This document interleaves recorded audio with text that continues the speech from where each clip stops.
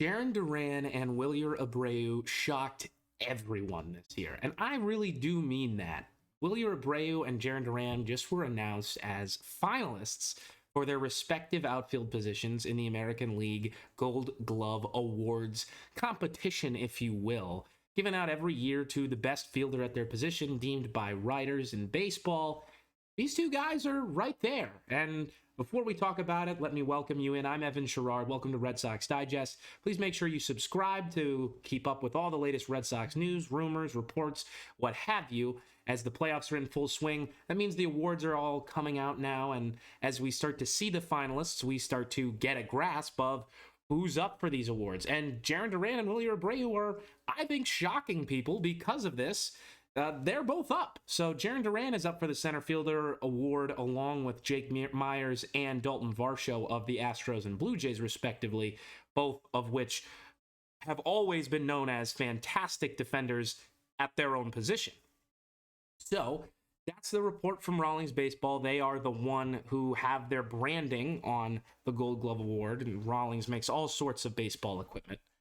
And also, Wilyer Abreu is up for the right fielder award. And one of the really interesting things to me, because I just haven't followed him defensively this year, is Juan Soto being up for a Gold Glove. I'm not sure if that's his first time ever, but really surprising to me because he's not known, to me at least, as a five-tool guy. Because he's always been four really, really good tools. Well, three really, not much of a speed guy, but that's besides the point. And then Joe Adell, who's always been really quick and really good defensively. And so I kind of wanted to sort of take us behind the scenes here of the stats on Baseball Savant to really show the defensive abilities, comparing Wilyer and Jarren to the Gold Glove winners last year, just so we can kind of get an idea of what that looked like. So let's get into that. I'm going to bring these numbers up on the screen bigger than I would others, so we can kind of get a look here. So this is Jarren Duran's Baseball Savant fielding and running speed, and I included the running here just because I think it's important to note how fast a guy is in the outfield and just in general, so that you can kind of get an understanding of how quickly this guy moves, how important his range is going to be versus, okay, well, he can run really fast, so I know that even if he doesn't take the best route to a baseball, he's still probably going to make the play, which for Red Sox fans who have been around for a while or just around in the 2010s, Jackie Bradley Jr. was known for being very quick to the baseball and not always taking the best routes, but he had phenomenal range and the best arm, and he was just outstanding at making impossible plays. So these are Jarren Duran's stats. What range means is this is based on the stat outs above average, and really range is just kind of picking how far around from where you're standing can we expect you to get to the baseball. And his is in the 95th percentile of all players in baseball, which is awesome. And then his arm value and his arm strength, just kind of mixing together his accuracy and his ability to throw hard and quickly. And his numbers are good. They're not, I wouldn't say fully elite, but they are really good. The arm value is really right there with elite. Only 13% of outfielders are better than him. And then that arm strength is good, just not elite. And the sprint speed is elite. That's best of the best. And we know Jarren is extremely fast for those uninitiated. Duran is a speed demon on the base paths and in the outfield. He's been compared to running like a lizard from his former teammates in Worcester, Ryan Fitzgerald, known for that. But that's enough on Jarren. Let's get over to Wilyer here and take a look at first here before we get over to Wilyer. We'll look at Jarren Duran's. These are outs according to Baseball Savant. Each one of these plotted points is an out recorded by Duran throughout the 2024 season. And all of these plays are where Duran was given a 5% is greater than or equal to the chance that he will make the catch. So we can see here 1, 2, 3, 4, 5, 6, 7, 8, 9, 10, 11, 12, 13 plays that he made where Baseball Savant's analytics folks would say pretty much no shot he makes this catch. So that's a good number. This is just what we're going to use to track to compare Duran and Abreu and the two Gold Glove winners from last season in Steven Kwan and Adolis Garcia for the respective positions we're talking about. So I know that this metric isn't necessarily objective and this is who's going to win the Gold Glove, but it's just what I want to use to sort of show you guys, okay, these guys are great defenders. How can we illustrate that with stats and with a chart so that it's easier to understand? This might not necessarily mean that, oh yeah, this is exactly what everybody's looking at for a Gold Glove. So that's enough of that. Let's take a look at Abreu. These are Wilyer Abreu's numbers. His sprint speed, very average, but his range, arm value, and arm strength are all elite. And playing right field in Fenway Park is no easy job, as Mookie Betts and many other outfielders have shown. Mookie Betts was so good at that for so many years that when we saw Verdugo take over there, it was awesome to see how well he played there. And then, as time goes on, it seems like there was more of a rotation and Verdugo would switch around, and it looked like, oh my gosh, where's Mookie Betts? Why can't anybody play right field? And Wilyer Abreu can. It's awesome to watch him play out there because he's not the fastest guy, but he takes good routes to the ball. He's got an incredible arm.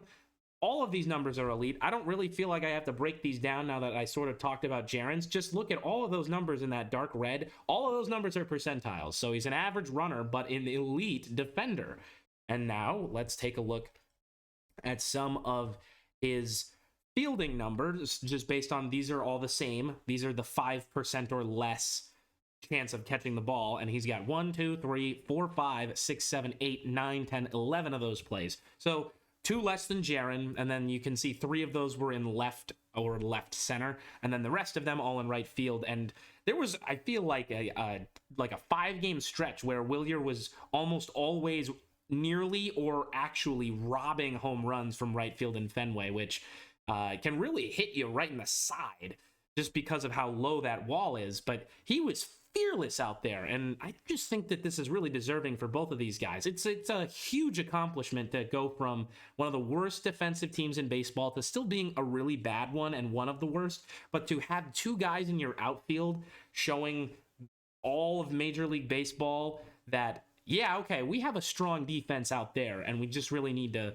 get healthy and fix up the infield. That's really good. And in Fenway Park, I think it is imperative to have a strong outfield. So Wilyer Abreu and Jarren Duran showing that. These are his outs above average, and well, not his outs above average, but these are the outs that he made above average based on the percentages. And now I want to look at the Gold Glove winners from 2023 in left field: Steven Kwan, Jarren Duran for left field, and Garcia for right field. And so these numbers are a little harder to see for Garcia, but you see 1, 2, 3, 4, 5, 6, 7, 8 plays where he made a catch with 5% or less of a chance to make the catch. Garcia known more for his arm, but last year his range was really good. He completely dropped off in the range zone this season, but still, Garcia, an electric defender, really fun player to watch this year and last year. Those are his numbers, and now we'll go over to Kwan's. And Steven Kwan is came up as a great defender, turned on as a hitter, really good contact guy in Cleveland. And these are his numbers: 1, 2, 3, 4, 5, 6, 7, 8, 9, 10, 11, 12, 13, 14, 15. I may have miscounted that by 1. It's either 13 or 14. But very similar numbers to Jarren, and Duran played some center where Kwan played all of left last year. I just think these numbers are really impressive for all of these guys, and to see that Kwan and Duran are actually kind of lining up, especially after Jarren had such a season coming up in baseball where there was that game against the Blue Jays where we got absolutely clobbered a few years ago, and Duran gives up the inside the park grand slam, and that felt like that was his first signature moment, and not in the right way. The one that actually people remember, the real signature moment, was when he hit an inside the park home run, tripled, and then went home and scored. But to me, this is such a huge turnaround for him because Duran is now up for Gold Glove. He's improved. He was an infielder when he was younger, and then he hadn't really played the outfield, hadn't really learned it the right way. And once he got that actual training and started to realize, okay, The ball has been hit in the air. I have time to turn my head. I remember that was one of the huge things that he changed in his game, and it's done wonders for him. He's a phenomenal athlete, a sensational defender out in left field. It's awesome to watch, and for him to get this Gold Glove nod is huge, because that means that not only is Duran providing offensive value, but his defensive value is incredible too, and that's what you need from a star on your team. And while Rafael Devers is one of the best hitters in all of baseball and has been that way, Duran providing that two-way ability for, not two-way, providing that defense and offensive value is what the Red Sox need to get even better. And Wilyer Abreu doing that as a young player who came up last year and kind of surprised with some of his power, was having a really good year in AAA Worcester, and is now playing as well as he is in the majors, and is getting a nod for Gold Glove playing right field in Fenway.